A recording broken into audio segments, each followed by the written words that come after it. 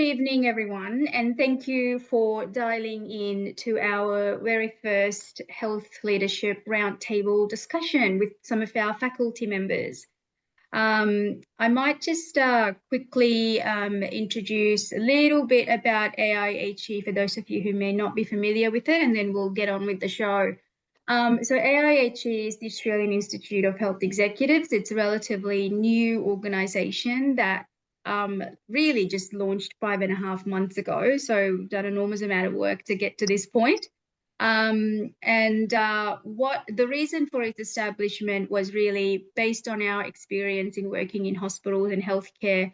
We saw the gaps that were still evident in terms of poor patient outcomes, clinical governance not being implemented from a practical perspective, and what was happening on the ground in terms of suboptimal healthcare leadership. So this arose out of a passion to actually make a difference in the health industry. And what we've evolved into now is an institute that has largely 3 arms that we deal with. First is very bespoke and relevant healthcare leadership development and training for all healthcare leaders, not just doctors, and at all levels of their career.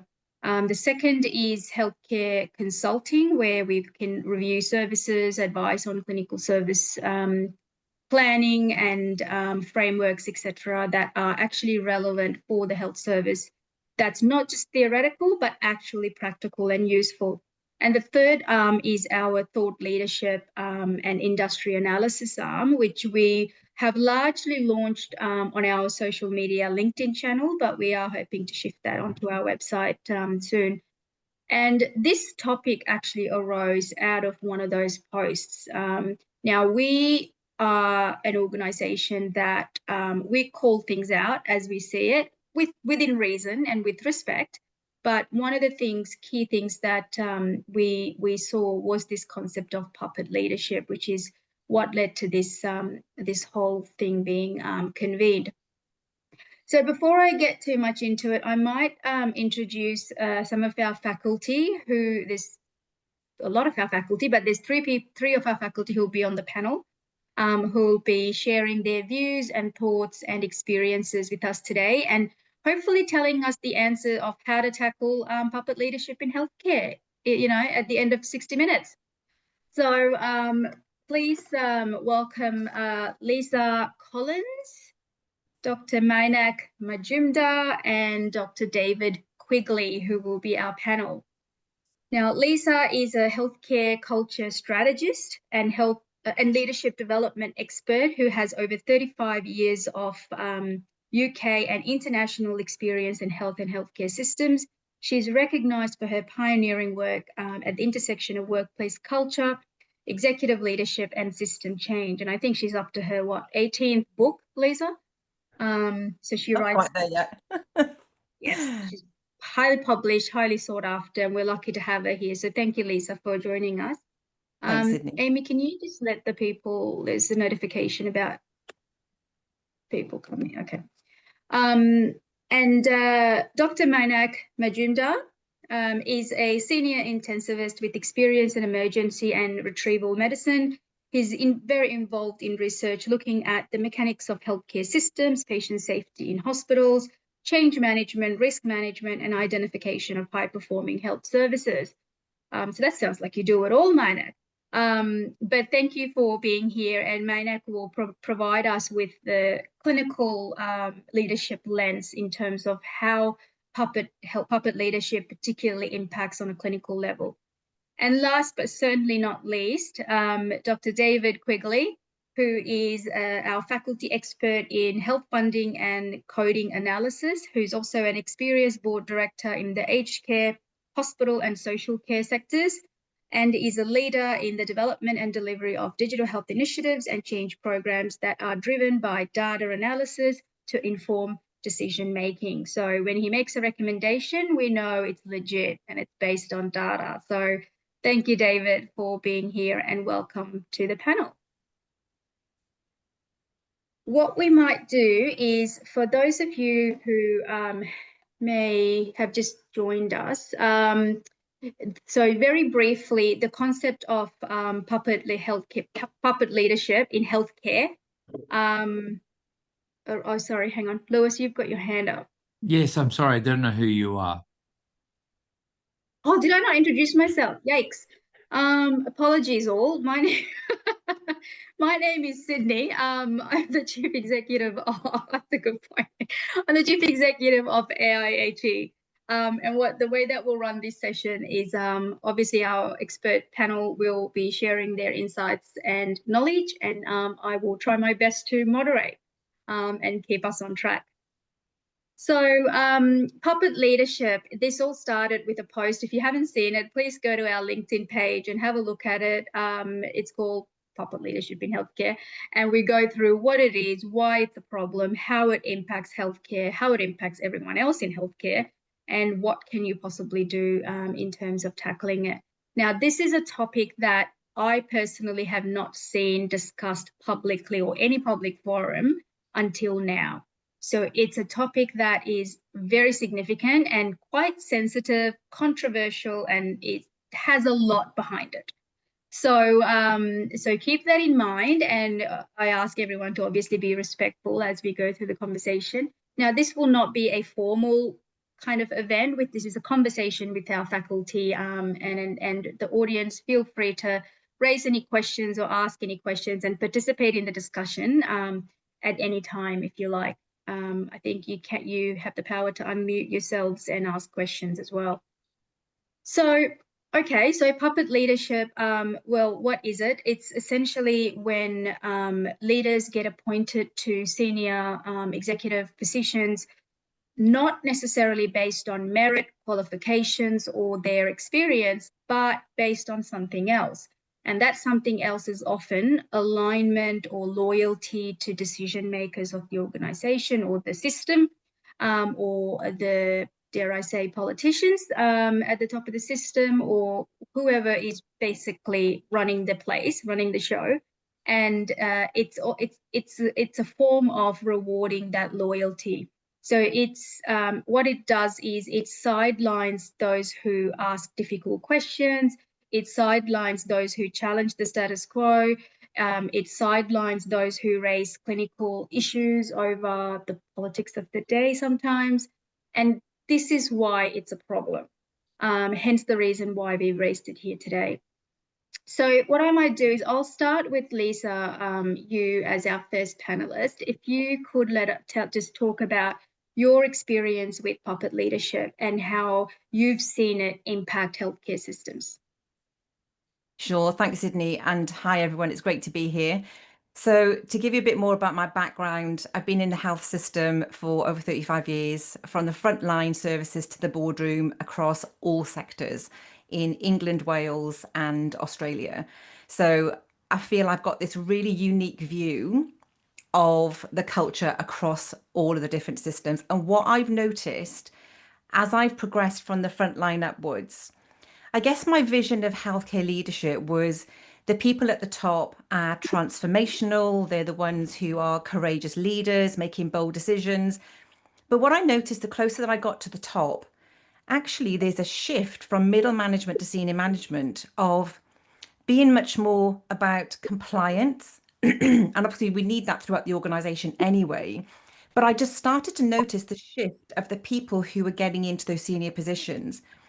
The people who were agreeable, they were called a safe pair of hands. So whilst on the facade, people would, or even the roles would be advertised, we need somebody, we need a transformational leader. We need someone who's bold, courageous. Look, the system in Australia and the UK right now needs to transform. And in order to do that, we need people who are brave enough to speak out and to challenge. However, when you observe senior leadership, when you get behind the scenes, what you see actually is leadership who plays it safe, who is agreeable. And I notice the closer you get to the government, those relationships are, sorry, can you hear me? Yeah. Might just ask everyone to mute themselves just in case we get back. Okay. So what I noticed, the closer you get to those government relationships, the more agreeable that person has to be. And that's often kind of coined as a political appointment. Now, the impact that I see that that has on organizations is a couple of views really. So people who, as they progress through their careers and they feel like they're in the business of healthcare, because if you take that big step back, we are in the business of healthcare. And if that was true, we would have full alignment. We'd have full alignment from the top. We wouldn't have puppet leadership that are being agreeable. We'd have people who are courageous, who are able to call things out, who are able to point out the things that are going wrong and come up with some really good ideas of how to transform things forward. And we don't have that. And when you have people who bump up against that, that causes conflict in the workplace. And then the staff that I've spoken to over the years who've had that conflict really struggle to understand where it's come from. And the harm that can come from that can be pretty devastating.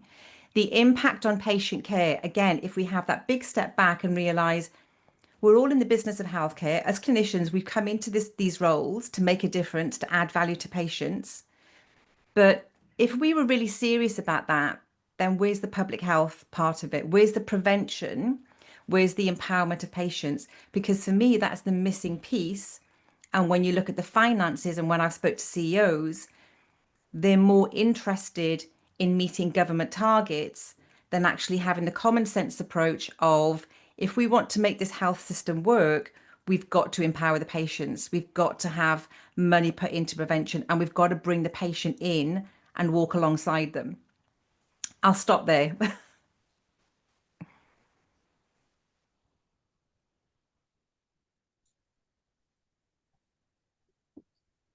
So that's a very valid way of looking at things. I think we're always talking the talk about being a patient-centric healthcare system. But you're right, when you go into the back end of how healthcare is conducted, we built ourselves a regulatory compliance mechanism which is set up for and often run by people who are not involved directly with clinical care. And that's, I guess, in a nutshell, you could say that's the frustration with public leadership, isn't it? It is.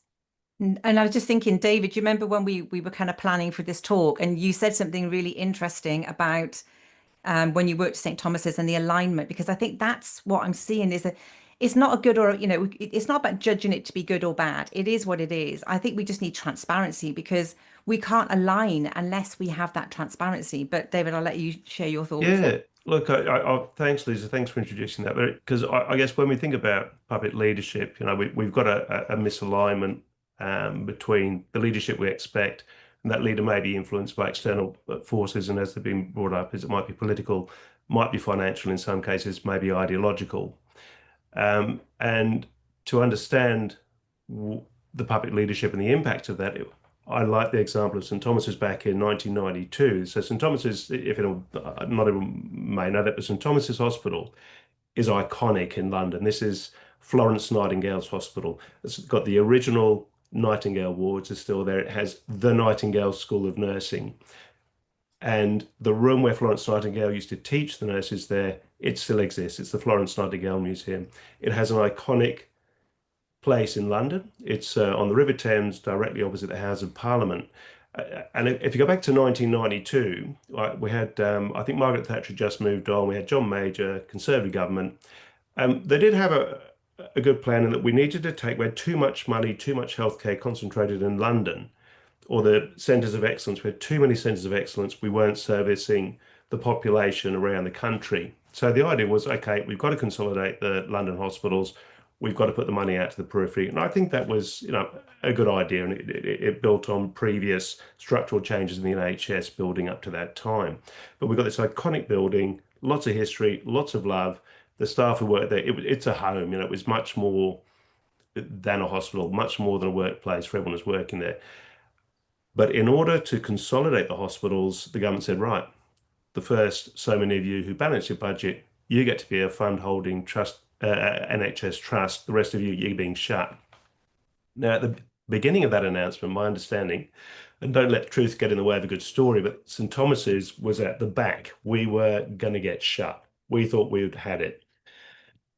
But this is when things align. I think the politicians really didn't want St Thomas's shut, because when they're having a beer on the terrace at House of Parliament, they look across the river. County Hall had already been shut. St Thomas's, iconic hospital, they wouldn't want to shut that. So that's the politics. The finance, the guys who are working in finance within the hospital, they probably wanted their jobs. They probably want success. And again, I didn't talk to the finance guys, but maybe they had an emotional attachment to the organisation, understood the history. Certainly middle management, certainly the nurses, my God, they were up in arms to make this work. And the nurses and the doctors got together. And my experience as a junior doctor, then SHO, working in anaesthesia. And one sign of that was the alignment from, let's keep the place open, let's get the finances right, what can everyone do? And the charge nurses in theatre put price lists on all our single-use items. I knew that if I used a 2.5 ml syringe, which is what I'd usually use for a certain job, it would cost 10 times the amount that a 10 ml syringe did. So it went from there, from all the single-use items, right down from a 2.5 ml syringe up to a chest drain pack. And the way that worked, that went throughout the hospital, everyone worked together. Political alignment, financial alignment, management alignment, clinical alignment, and the history of really good care, that we were very proud of what we did. And that worked. So that's the opposite of puppet leadership. Everyone aligned. We balanced the budget, became one of the first NHS trusts in London. St Thomas's is still there today. So that's the opposite of puppet leadership. I might leave it there for someone else to jump in. David, just a quick question on that. So out of interest, how long did that take for that start to finish of that alignment? I'm curious. Hard to say. I was a junior doctor at the time, and it started. It was just in 1992. It was about a year, I think. Don't quote me on there, but if you look up there's some.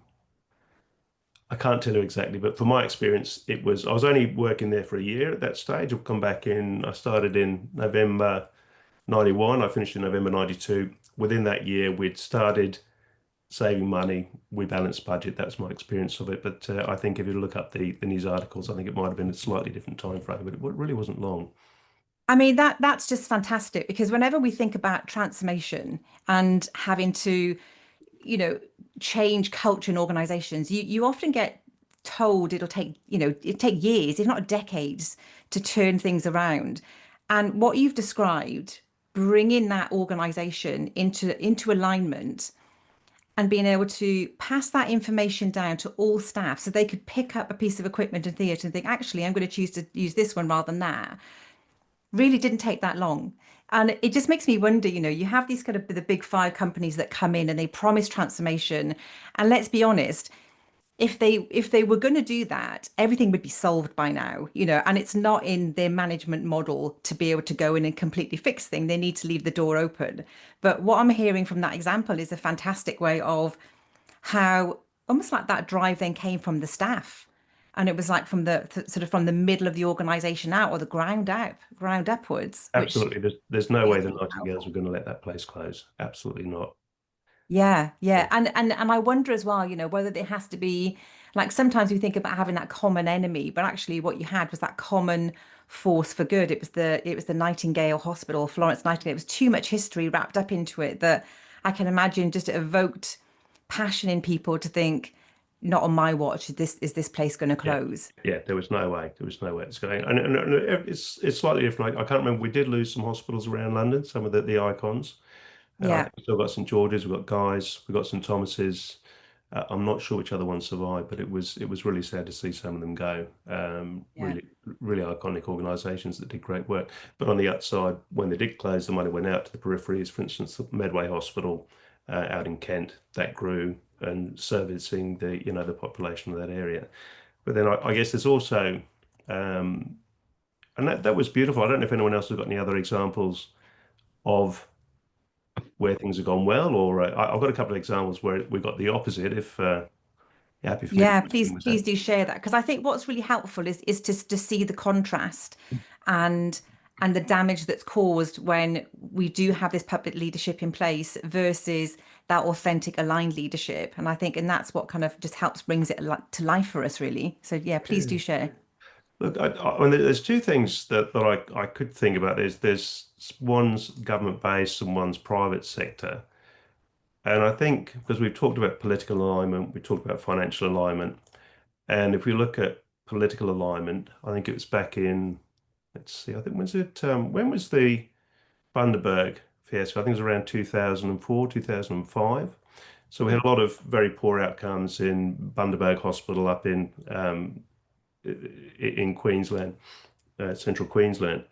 And that triggered a Forster report, which was a real root and branch transformation of Queensland Health. A lot of recommendations went through. The government at the time said, okay, this is not good. We'll activate those. We'll act on those recommendations, and we started building better funded, more staff, better facilities, looking after staff, looking after the patient. That was the idea, and a lot of money was going in. And then we had a change in government around 2012 that really wanted to balance the books. And that's not a bad thing. You've got to, sometimes you do have to trim the public service. And their goal was, well, what we want to do, we also want a better Queensland Health. We want to have shortened waiting lists. We want to have shortened waiting lists for theatre, shortened waiting lists to see a specialist. We want better care. But they also had balanced the budget. So there's a political force, make it better, but the political force was also, let's balance the budget. So Queensland Health lost 4,500 staff, and half of them were clinical on the frontline workers, and also and we also closed some sites of healthcare, and one of the prominent ones was the Barrett Centre, which was a residential. It was a place where you could have inpatient management for youth with severe mental health. And there were 3 deaths related to that closure, and a subsequent inquiry said this was wrong. We've closed it down. It's wrong. But we've built since then. Queensland Health has made the decision, and the funding has been there to build up the mental health institution. So that's another example where you had people who are working within Queensland Health, management, staff. They want to do the right thing. They want the resources to do the right thing. Want to look after the patients. But it wasn't provided. We had the political and we had the financial imbalance and influence. The close of a valuable centre that wasn't looking after people in our community, and awful things happen to people. So that's the flip side when those values do not align. Yeah, there's a question in the chat about how does puppet leadership impact on culture. So maybe I can just give my view on that, and then you guys can chip in as well. And Sydney, I can see that you're back, so please add to this. So I think from my perspective, if you strip it right back, because I think there could be lots of examples of how this affects culture. But if we take that big step back, which is what I like to do, and if you think as human beings turning up in an organization, we know when something's not authentic. It's like we pick it up. It's just in the fabric of the whole organization. It's how people show up. It's the language that they use. It's their body language. And we can tell there's something that's not authentic. And over time, that erodes trust. And I think when you start to get into some of those building blocks of what creates psychological safety, sense of, trust, belonging, that authenticity, feeling safe to speak up, if you haven't got that, it just starts to break the culture down, and it just starts to create the rot from the inside out. And that's what can take years to turn that around. So there really is a call for prevention, I think, from this perspective, because if we can get the leadership right, then we know that's going to have an impact on culture. Lewis, you've got your hand up. Sorry, just before Lewis, can I just add in? And that's actually what I've seen as well, Lisa, and especially those people when they see unsuitable individuals being appointed to leadership positions over clinicians or non-clinicians who may be more suitable and appropriate because of the reasons we said, that what that does is that exponentially erodes that trust, and it's just very difficult to come back from. Sorry, Lewis. I just wanted to throw a few curveballs if I could, because it sounds like the hospitals to be all run by, yes people who just give the clinicians what they want. Just to throw a few curveballs. One, there's plenty of examples of hospitals around the world that have failed miserably in the hands of doctors and nurses who run them, who are close to clinicians. So I don't think the clinical professions are absent from the risk of being puppet leaders. I'll just make that point. The second is, in other words, it's just not, executives who've got nothing to do with ever being clinical. In fact, I think there's good examples of where puppet leaders have been clinically based for all their lives and then put in that position. The second is there's lots of good examples of non-clinicians running hospitals well. But I think, is it actually less problematic to have a puppet leader than to have a person who is autocratic and won't listen to advice, who's well credentialed but is actually trying to manage their the service in the way they think is best, and is not really acting as a puppet leader? Is a puppet leader actually easier for smart people like yourselves to manipulate into what you want versus the autocratic leader who's in fact pulling the strings? Well, that's actually a really good point. And but I would challenge you back that it's actually autocratic leadership that is being enforced through the puppet, because it's actually one person, or the small groups view, as opposed to taking in the frontline view or engaging with the clinicians and the non-clinicians and applying what they need to apply based on the context, right? They do it for other motives, alternative motives, and different agendas. So in a way, that is autocratic leadership. But I take your point. There needs to be a balance. Obviously, we're not talking one or the other. We're talking good leadership. It doesn't matter if it's a clinician or a non-clinician. I don't think that is the factor at all. In fact, I've seen clinicians who are atrocious leaders and should never have been put in those positions without the appropriate training and skills being given to them.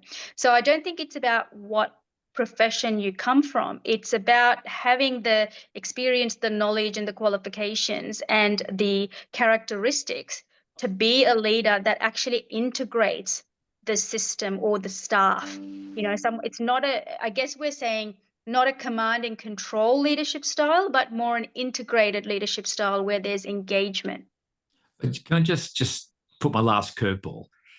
It sounds a little bit like, isn't this a guaranteed pathway to having nothing left in society money-wise? I can run any business if you say yes to everything I want. And if I said yes to every time a clinician wanted something, and hospitals have example of this, I'd have corridors of useless piece of equipment that they told me would be the game changer in medicine, and a whole pile of computers and IT programs lined up with them that have wasted millions of dollars because I listen to clinicians who sometimes, yes, might have the patient's best interest. Sometimes they've got a lot of their own best interests, publishing, promoting their career, want to be the first person who... I got a message today about some guy down in Victoria who's done the first operation using a single port through a Da Vinci robot. Now, that's lovely. I know how much that robot costs. And there's nothing wrong with using 5 ports to put it into the abdomen instead of 1, And I'm going, well, someone said yes to him, wasn't a puppet, and it's not going to improve an iota of anyone's care. It's going to make him popular because he was on LinkedIn all over the place. So I'm just going to throw. Sometimes you need to curtail this whole leadership thing and just bring the clinicians back to ground. But what would I? All right, well, we're going to bring out John. John's got his hand up. He's going to offer a good rebuttal to that. Go ahead, John. Yes, I am, and thanks for challenging us, Lewis. Unlike you, and thanks for putting this on. It really jumped out at me when I saw the subject. It's not the usual subject that you see, and it spoke to me. So I work in New South Wales in the public system, in one of the largest LHDs. And I led the clinical governance function for the district. So this very much spoke to me. I won't say anything more. But I think to what my response to what you're saying, Lewis, is we can have both. It's not one or the other. We can have both, and I think that's what we're you know, ideally where we can where we could get. I think the product coming from a clinical governance lens and safety one, and I wonder whether this sort of is part of the culture of healthcare, that we've very much got into this compliance top-down approach, at least at the facility level, and I think that that just breeds not only from clinical things, but the way we manage as well. It's very it's very top down. It's very compliance. You know, at the senior level, you butt up against the politics very, very rapidly, and that's and you know, people have spoken about that. In terms of the culture, we're actually going through a little bit of a forced experiment now. Our chief executive has just resigned, so we're in a bit of a holding pattern, and I won't necessarily, you know, his style, and it may well have been impacted from what was above him, or might have been from the people that were below him, but it was very much a compliance, top-down, risk-averse, controlled, button-down culture. Since he's been gone, oh my goodness, are we making hay while the sun shines? The innovation, the breaking down of silos, the conversations that are going on in a very short period of time are amazing. And I think you can talk to clinicians. You can talk to clinicians about finance, as your example from London showed. You can talk to clinicians about dollars, and they understand that. They're pragmatic people. They understand that the stuff doesn't grow on trees. Of course, they're going to want everything, but if you say no, you can't, they actually all will fall in line with that. More than that, if you empower them, and this is what we're trying to do at South East Sydney, if you empower them, they'll not only look after quality and safety for you, but they'll also tell you where the waste is. And I think you can get both. But if it's a top-down puppet approach where the predominant is top-down predominant thing, I think you're in real trouble. Can I just jump in there? My hand signal on the software doesn't seem to be working. I'm going to challenge you both on this, because I think there's a middle way. I don't think you need either of those leadership, because both of those leadership to me speak of rigidity and not being able to flex and flow. And I think the middle way is having someone who's more like a coach. So somebody who understands the whole nature of the business. They can walk between clinicians and leadership, whether that's a clinician by background or not. It's understanding that there's budgets to balance and having that common sense approach and the courage to say no and the courage to challenge. So I would say, actually, rather than having both, I'd say let's get rid of both. Let's kick them out and actually bring in the middle ground, because in order to where we need to go in the future, that leadership needs to die off. It's old school. It needs to die off. What we need now are the leaders of the future who have got that common sense, because I just feel like they just lack common sense. You know, we've just, That's the the key government's word. just, Yeah. Common So- sense. That is the key. yeah, like the UK government now has just decided to kind of get rid of NHS England, which I think is a good move, because there's a lot of bureaucratic noise there and a place where a lot of toxic people get sidelined. And they didn't factor in, I mean, given these people are running the country, they didn't factor in all of the redundancy costs. And I just think, you know, who is making these decisions? There's no common sense. So I'm just going to challenge, there's a middle way. Let's get rid of the other two, kick them out, and let's go for the middle way, which is more coaching, adaptable, can pivot, but is strong, courageous and bold, and can say no to expensive machinery that we might not need. All right. Well, let's see what the clinicians have to say about this, Mainak. I was going to jump in along those lines and say, look, I think a lot of health policy is actually based on good clinical fact, and it's done with good intent. So when Dave was talking about his experience in London, what stood out for me was that the Department of Health was clearly thinking about the fact that the regions were not getting enough funding and everything was being sucked up by the centers of excellence in London, and they were trying to spread the limited amount of cash that they had, and this was one way of doing it. There, obviously, when you implement something, there has to be some sort of compliance regulatory culture. You've got to be accountable. So there's nothing particularly wrong with that. But let me give you an example, vaguely subversive, which shows you how things go horribly wrong. So I'm a middle-aged male from the subcontinent, very strong history of heart disease. And if I were to rock up to a local hospital tonight with a heart attack, I would expect to be seen in the emergency department in a relatively quick period of time. I have international guidelines which tell me that really in a hospital that's capable of doing an angiogram in a hurry, my door-to balloon time should not exceed 90 minutes, and really every 30 minutes add-on time is adding 1% of mortality figures to me. Excellent. We have a College of Emergency Physicians which says urgent cases like heart attacks should be seen within 10 minutes by an experienced doctor looking at the ECG. Excellent. So we've built a clinical standard. Unfortunately, now we have a situation where, without a jot of evidence showing that if the same patient, if I was seen within 9 minutes, I would do much better than if I was seen at 11 minutes. But the system, the regulatory system, will actually accept compliance from a hospital that can see me within the 10 minutes, but for the 11th minute they will start penalizing the emergency department, and that just makes no sense. Well, that's when we come back to the common sense approach, Mainak. So that does not make sense. You're right, but that also implies there are other factors there as well, from a financial perspective, access and patient flow, bed block perspective, etc. So there's all sorts of things that come into it.